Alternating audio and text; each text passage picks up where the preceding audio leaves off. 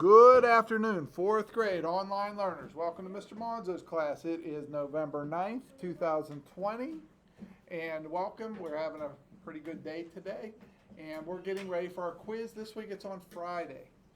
One thing I want to mention to you guys at home, let me grab something. If you go on to Google Classroom, you will see a quiz that looks like this. It's a test. It'll be at the top of Google Classroom.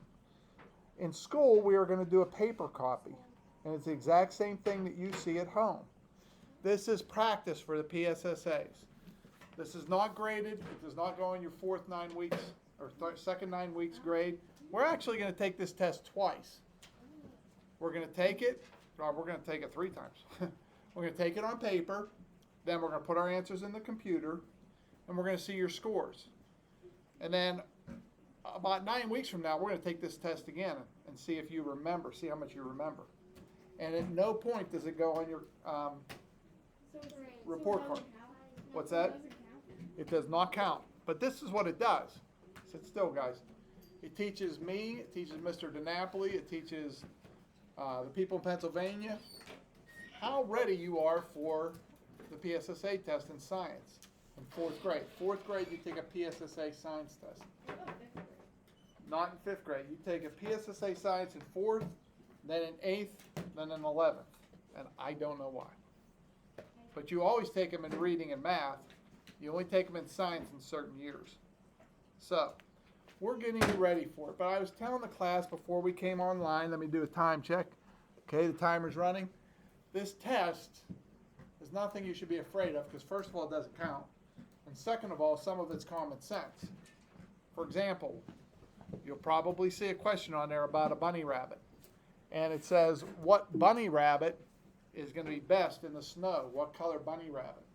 And what did we say, guys? White. White. And why do we say white is best? Because it blends in. Good. It blends in. It's camouflage. It's not lunch. If you're a brown rabbit and you're out in the snow, you might have some problems.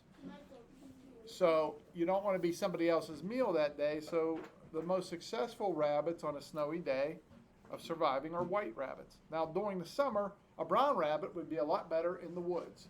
So read the question and see, is it talking about the summertime or is it talking about winter? Pick the color rabbit. I'm pretty sure most of you guys could have figured that out a few years ago. But not all the questions are that easy, not all that hard. Just do your best on it. So at home, you do not get a paper copy, but it is in Google Classroom. It's the first thing you see. Click on it, take the test. 9 weeks later, we'll do it again, and we're going to compare how much you remembered from the time before. What's that? Exact same questions. And guys, look at home, guys. Anybody see a bunny rabbit? Aha. There is a bunny rabbit question on there. Nicholas. People write in the books when they're not supposed to. Please don't do that.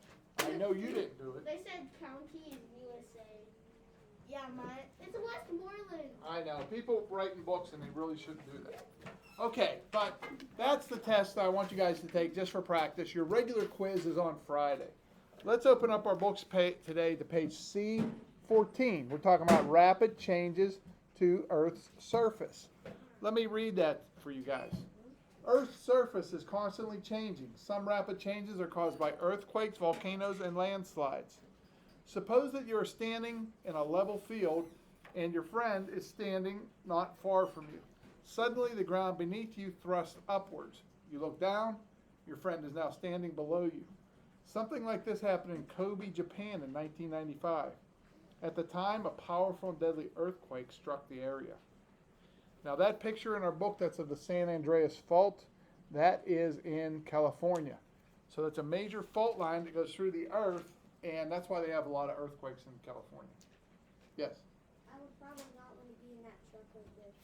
Yeah, which one? On the bridge that's falling down? Yeah.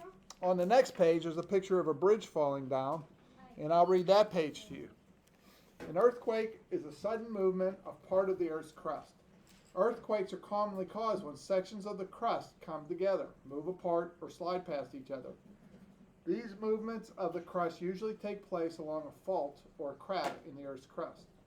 Earth's crust is always changing. Forces deep inside the earth put pressure on the rock layers above. This pressure may build up for hundreds or thousands of years. During this time, sections of the Earth's crust may move slowly, so slowly that the movement is not noticed. Sometimes the pressure on the rock layers becomes too great. Then one or both sections on either side of a fault move suddenly. This sudden movement is an earthquake. The strength of an earthquake depends on the amount of pressure that is built up. When that pressure is great, there is more energy to move the sections of the crust. The result is a strong earthquake. During an earthquake, the movement of rock near Earth's surface can create landforms. Mountains and valleys push up and form. Mountains are pushed up and valleys form. New faults may form as well. Let me do a time check. We've been at this for about 6 minutes, so I'm not going to read any more from the book, but remember this, guys at home. The study guide is your key to doing good. If you have a book, I suggest you read it.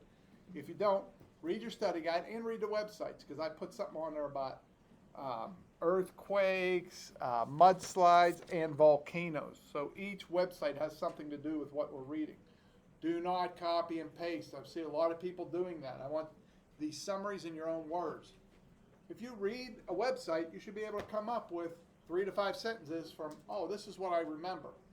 It shouldn't always be, I'm going to highlight, I'm going to copy, I'm going to paste, I'm done. That's cheating, that's plagiarism. You're not going to get in trouble in 4th grade, but if you do it later in life, you could be in a lot of trouble. So let's form good habits now.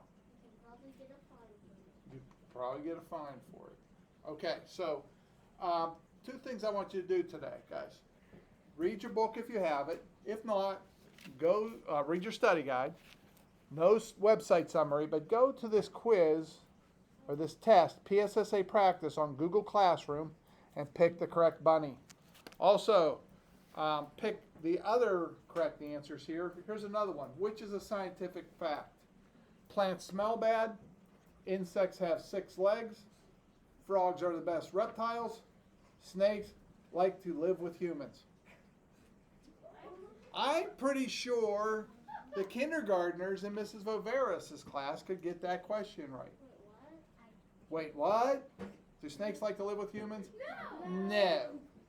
No. Are frogs the best reptiles? That's somebody's opinion. Yeah, they're not even a reptile. They're an amphibian. Plants smell bad. Is that true? Some of them do. Not all of them. That's a generalization. How about this? Insects have 6 legs. Unless you're an arachnid. Then you're not an insect. You're a spider.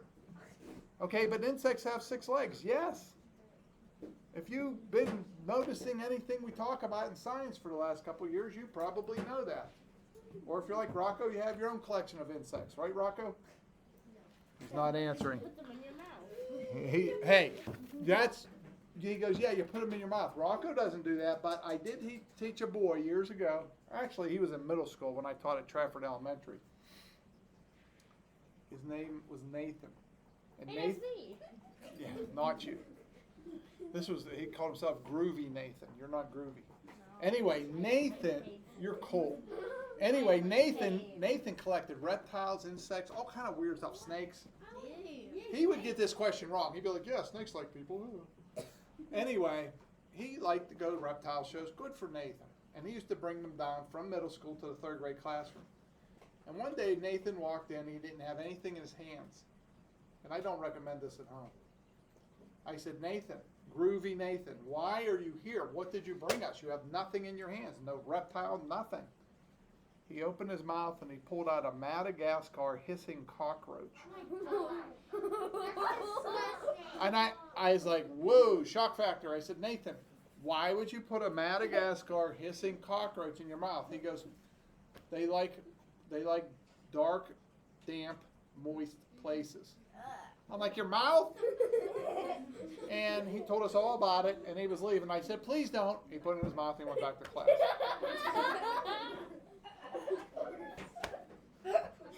Groovy Nathan. Last time I saw him, he was delivering pizzas. Don't worry. If you get a pizza delivery guy, ask him if his name's Nathan. Groovy Nathan.